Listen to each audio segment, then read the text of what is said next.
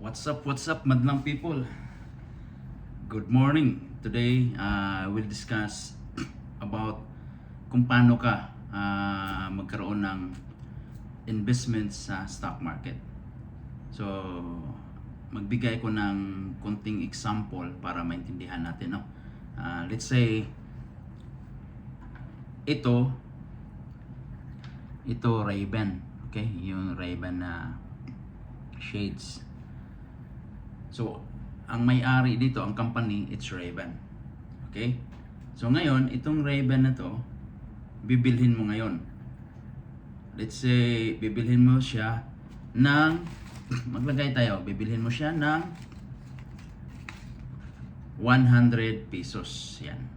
Ito, 100 pesos yan. Okay?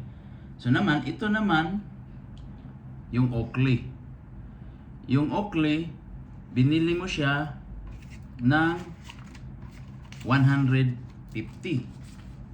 Okay? Meron kang 150. Yan o. Bili mo siya ng 150. Yan. Oakley at saka Ray-Ban. So pagdating ng meron ka na isa ka na sa may-ari dan sa Ray-Ban at saka sa Oakley. Bakit? Kasi bumili ka ng share of stocks. Share ng Oakley sa Ray-Ban. So, ganun ang pagbili natin sa ating stock market.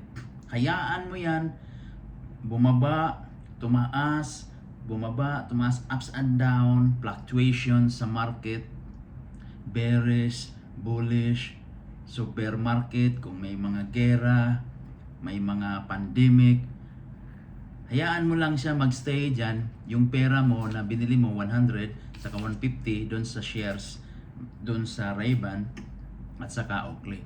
So, this is a long-term investment. Kahit anong mangyari, dyan lang yung pera mo. Okay? Pagdating ng 5 years, tulog-tulog ka lang. So, in every month, bumili ka ng 100 every month. Okay? Every month, iba-iba ang prices. Minsan, yung Ray-Ban maging 120. Minsan naman, next month or next 2 months, maging 100 ulit. So, ganun ang market natin, fluctuations. So, don't worry. As long as that you invest every month continuously, that is our long-term goal for our future and our freedom sa ating budget, sa ating pera. Lalo na kapag bata pa, nako, pinaka the best talaga. Kaya sabi ko nga sa sarili ko, bakit ngayon ko lang nalaman to? Late na. But anyway, we still alive and kicking, okay? 53 years old, so continues growing and starting sharing the opportunity and tuloy-tuloy yung investment natin. Okay? 5 years from now, itong Ray-Ban na to, hindi na ito 100. Di ba? Baka yung Ray-Ban na to, after 5 years, maging 1,000 na. Yung 100 mo dati, way back 5 years, ito 100. After 5 years, naging 1,000. Good or very good? Very good, very good. Diba? So, ito naman ang Oakley natin. Yung dating 150, let's say, maging 1,000 din. Diba? So, that's good idea na ang pera natin tumutubo, sumasabay sa inflation. Kahit anong mangyari, yung pera natin na ininvest natin sa stock market, sumasabay sa pagtaas ng inflation. Okay? Commercial muna. Organic coffee. Galing sa Pilipinas. Anyway, so ganun siya guys. Ganun ang pag-i-invest natin sa long term. Huwag natin hayaan yung pera natin kasi sanay tayo dati yung anak ko nga, meron din siyang kuan meron siyang piggy bank. So, wag natin hayaan doon. Kaya ang ginagawa ko sa dalawa kong elementary saka high school, meron silang stock market. Meron silang account at dinagyan ko yan monthly basis. Either kapag may budget ako, lagyan ko ng 2,000 pesos per month. Minsan na medyo gipit, 1,000 o 1,500 as long as na yung momentum nandun.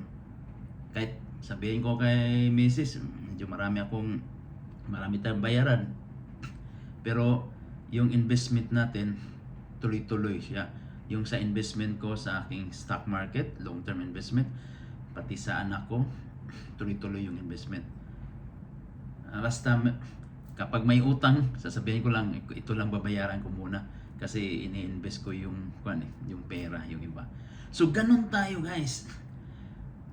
Mindsetting, continuous investment, monthly basis.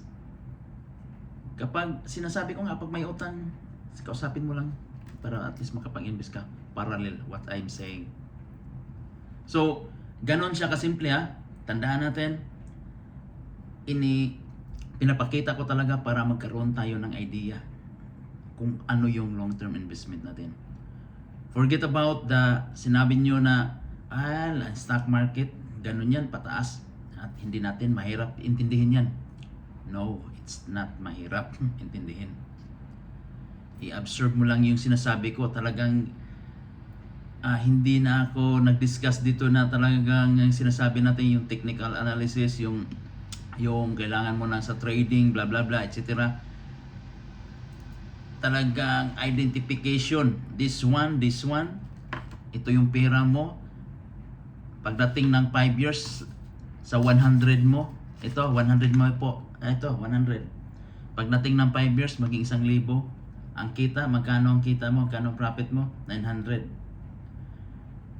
Sa stock market, tingnan mo, makikita mo dyan, lalong tumataas, laging tumataas.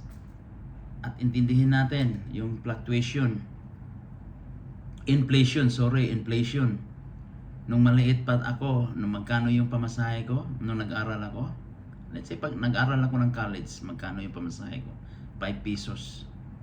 Magkano yan jeep pamasahe ngayon? Nung sumakay ako way back 3 years or 4 years, if I'm not mistaken, 17 pesos ang pamasahe ko.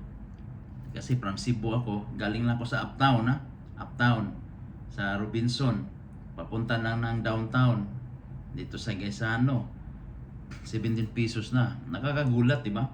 So that is the inflation. Tumataas yung bilihin natin, kaya meron tayong inflation.